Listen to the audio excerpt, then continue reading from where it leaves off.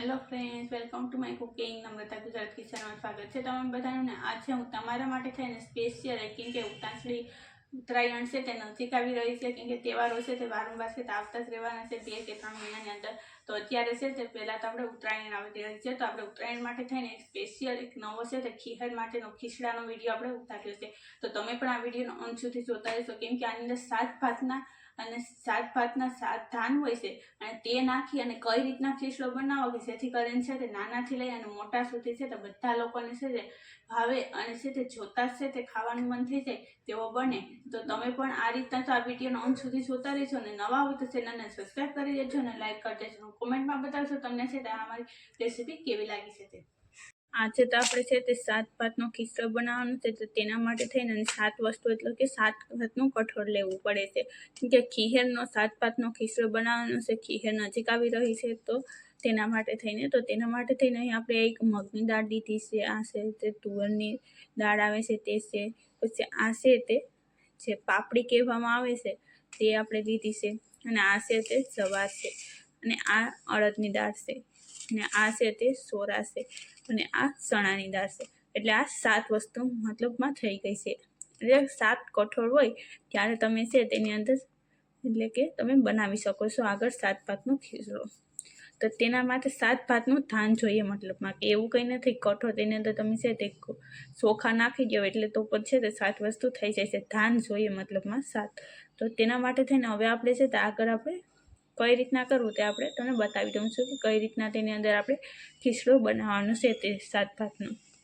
તો હવે આ બધી વસ્તુને છે તે એક સાથે મિક્સ કરી તપેલી અને તેને આપણે છે તે ધોઈ નાખશું 2 થી 3 પાણીથી। આ રીતના બધી ધાનને એક સાથે આ બધી ધાનને છે તે હવે આપણે ધોઈ નાખીએ પાણી નાખીને એક વખત, અથવા તમે 2 વખત પણ તમે તેને ધોઈ શકો છો।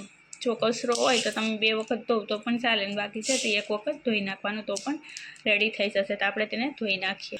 તો તમે જોઈ શકો કે આપણે છે તે ધાનને છે તે સરસ મજાનું છે તે આ રીતના પાણીએથી વોશ કરી નાખ્યું, મતલબમાં ધોઈ નાખ્યું છે।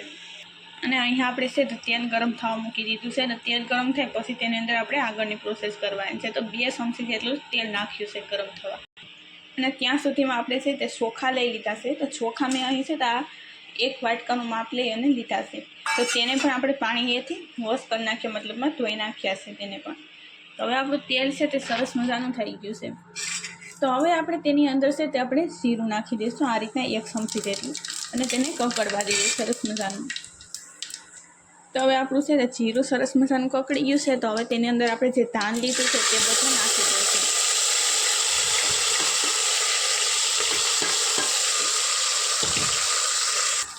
હવે તેને આપણે છે તે આ રીતના આપણે સરસ મજાનું મિક્સ કરવાનું છે, મતલબમાં કે તેલ અને જીરું સાથે છે તેને આપણે હલાવી નાખવાનું।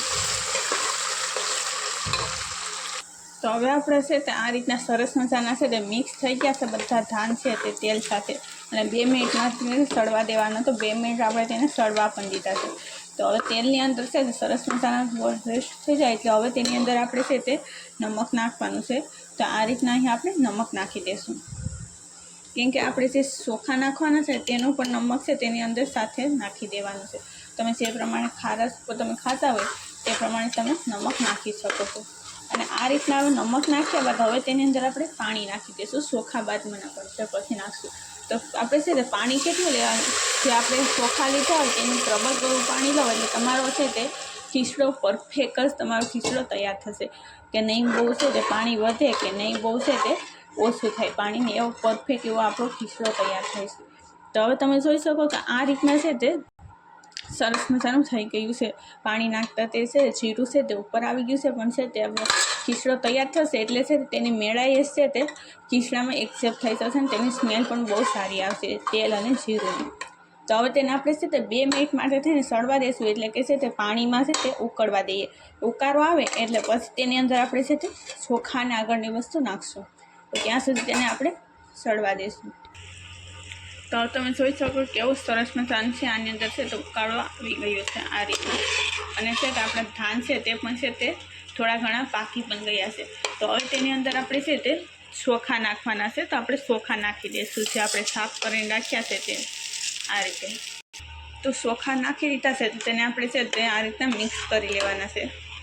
અને હવે આપણે તેની અંદર જે વસ્તુ નાખવાની છે તે અહીં આપણે છે ત્યાં દાળ અને છે તે લીલા છે વટાણા આવે છે તે વટાણા લીધા છે તો તે વટાણા નાખી દઈશું, કેમ કે તેનો ટેસ્ટ છે તે વધુ સારો આવે છે એટલા માટે થઈને ખીચડાની અંદર. તો આપણે છે તો આ રીતના જો તમે પણ ખીચડો બનાવશો તો છે તો બધા છે નહીં ખાતા હોય તે પણ નાના મોટા બધા બાળકોથી લઈને વડીલ સુધી બધા લોકો છે તે ખાશે. જો કે વડીલો તો છે તેને તમે છે તે પીસીને આપો તો તે પણ છે તે ખાઈ લે છે.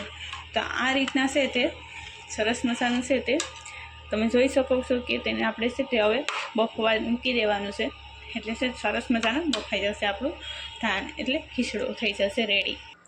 તો હવે આપણે તેનું છે તે ઢક્કણ છે તે પેક કરી અને છે તે 2 થી 3 સીટી સેવ થશે એટલે આપણું પરફેક્ટ એવું છે તે આપણો ખીચડો છે તે બની અને રેડી થઈ જશે. તો સીટી કરવી હોય તમે 2 થી 3 સીટી, પણ ગેસને છે તે હાવ સ્લો રાખી અને કરવાની. તો તેને આપણે હવે ઢક્કણ પેક કરીને હવે 2 થી 3 સીટી કરી લઈશું.